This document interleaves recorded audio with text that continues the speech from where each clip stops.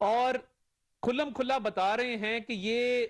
اپنے والد کے فرنٹ مین ہیں اور والد صاحب کی ذمہ داری ہے سپریم کورٹ کے فیصلے اور ہائی کورٹ کے فیصلے کو مینج کرنا.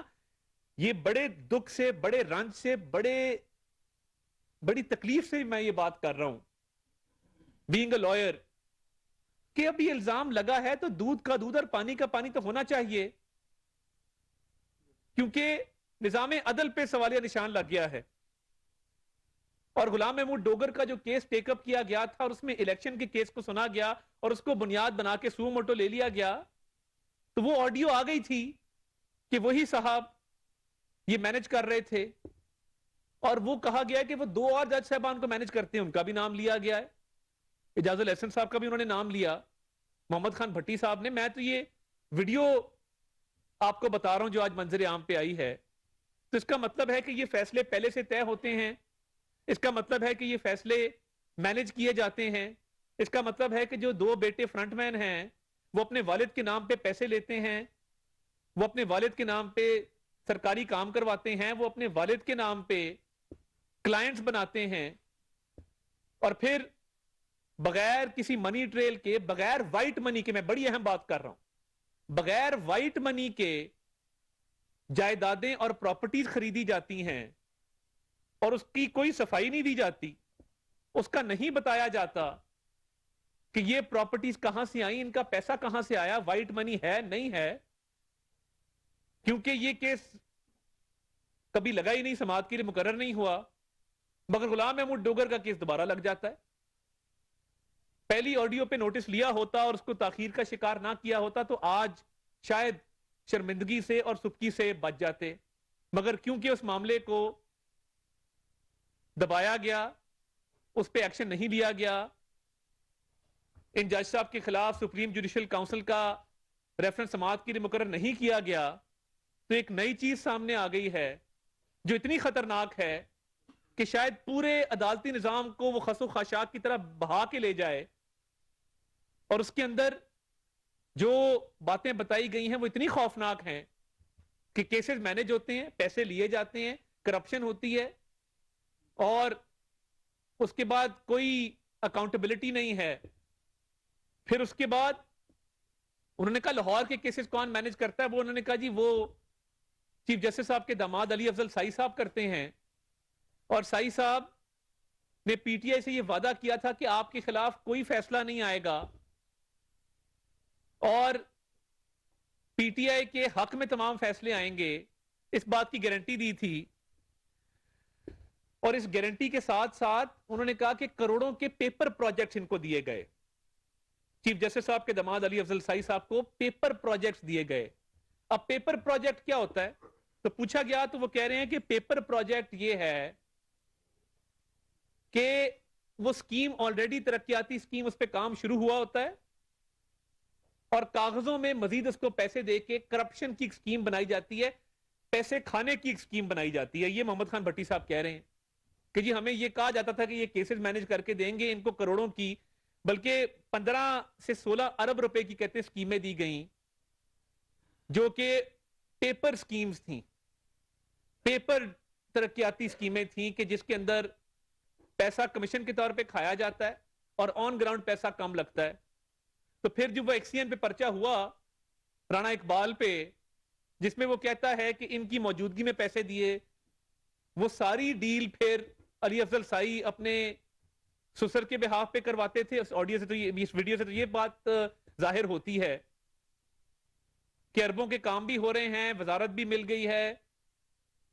اور سرکاری پورا نظام علی افضل سائی صاحب چلا رہے ہیں کیونکہ ان کے سسر chief justice Lahore high court ہیں، اور وہ تمام تر ذمہ داری لیتے ہیں کہ پی ٹی آئی کے خلاف کسی قسم کا کوئی فیصلہ نہیں آئے گا بلکہ فیصلے ان کے حق میں آئیں گے. یہی وجہ ہے کہ جب ضمانتیں ہوتی ہیں تو ضمانت در ضمانت ہوتی جاتی ہے. یہی وجہ ہے کہ ایک عام شہری انصاف کے لیے دربدر پھرتا ہے، مگر عمران نیازی صاحب سے ان تاریخ لی جاتی ہے اور وقت پوچھا جاتا ہے کہ صبح آئیں گے، دوپہر آئیں گے، شام آئیں گے، کل آئیں گے، پرسوں آئیں گے، کب ضمانت لینے آئیں گے. اور اس کے علاوہ تمام تر کیسز میں جو سٹے آرڈرز ہیں، وہ سائفر کا کیس ہو، ایف آئی اے کی انکوائری ہے، فورن فنڈنگ کا کیس ہو، ایف آئی اے کی انکوائری ہے، وہ توشہ خانہ کا کیس ہو، ان تمام کیسز کو تاخیر کا شکار ٹیکنیکلی اور ٹیکفلی کیا جاتا ہے کیونکہ مظاہر علی اکبر نقوی صاحب اور ان کے بچے اور chief justice Lahore high court اور ان کے داماد پوری طرح پی ٹی آئی کے ساتھ آن بورڈ ہیں، ملوث ہیں، کرپشن کا پیسہ جا رہا ہے، آ رہا ہے، کیسز مینج کیے جا رہے ہیں، فیصلے دیے جا رہے ہیں، فیصلے حق میں لیے جا رہے ہیں. تو اس میں یہ جمہوری نظام، آئین کی حکمرانی، رول آف لا، قانون کی حکمرانی، اس ملک میں یہ دور نظام عدل کے ہوتے ہوئے یہ چیزیں کیسے آگے چلیں گی کہ ایک لاڈلا ہے وہ دہشت گردی کرے، وہ دہشت گردوں کو لے کے آئے، وہ پیٹرول بم مارے، وہ لوگوں کو زخمی کرے، وہ پتھراؤ کروائے، وہ عدالت کے دروازے سے حملہ کر کے بھاگ جائے، مگر اس کی ضمانت 9 کی 9، 10 کی 10، 11 کی 11 منظور کر لی جاتی ہیں. اس کو نہیں کہا جاتا کہ تم نے عدالت پہ حملہ کیوں کیا، ہمارے پاس کیا لینے آئے ہو. یہ باقی سیاسی جماعتوں کے لیے ہیں یہ کام. تو یہ جب تک یہ ریفرنس سماعت کے لیے مقرر نہیں ہوگا، ہم نے بڑا بھگت لیا. بیٹے سے تنخواہ لانے پہ نواز شریف صاحب کو نکالا گیا. پاناما کی سپروائزری کمیٹی جو ہے وہ سپریم کورٹ کے ججز پہ مشتمل تھی. مریم نواز شریف صاحبہ، شہباز شریف صاحب، حمزہ شہباز، پوری جماعت، خواجہ سعد رفیق، سلمان رفیق، خواجہ آصف، سب نے جیلیں بھگتی ہیں، ناکردہ گناہوں کی سزائیں کاٹی ہیں. اور وہ مریم نواز شریف صاحبہ کے ہوٹل کا دروازہ توڑا گیا. آج یہ عدالت میں جا کے کہہ رہے ہیں کہ جی وہ اکیلی تھی، فلا تھا. تو یہ ذرا اپنے ماضی پہ بھی نظر ڈالیں کہ آپ کے ایک حکم پہ پوری اپوزیشن کو قید کر دیا جاتا تھا جھوٹے کیسز کے اندر، اور آپ ویڈیوز دیکھتے تھے کہ کس کو کس حال میں رکھا ہے. اس کو میٹرس مت دو، اس کو تکیہ مت دو، اس کو پنکھا مت دو، اس کو ہیٹر مت دو. اور آج اپنے کرپشن کے کیسز ہیں، اربوں روپے کے، منی لانڈرنگ کے کیسز ہیں،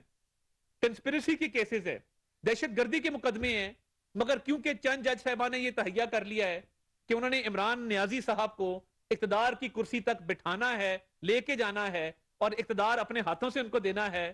تو اس میں مجھے بتائیں نا اس میں ہمارا کیا قصور ہے. اب محمد خان بھٹی صاحب کی جو ویڈیو آئی ہے اس میں تمام تر باتیں انہوں نے کھل کے کر دی. میں تو وہ بیان کر رہا ہوں جو میں نے اس میں دیکھا ہے. تو اس کا جواب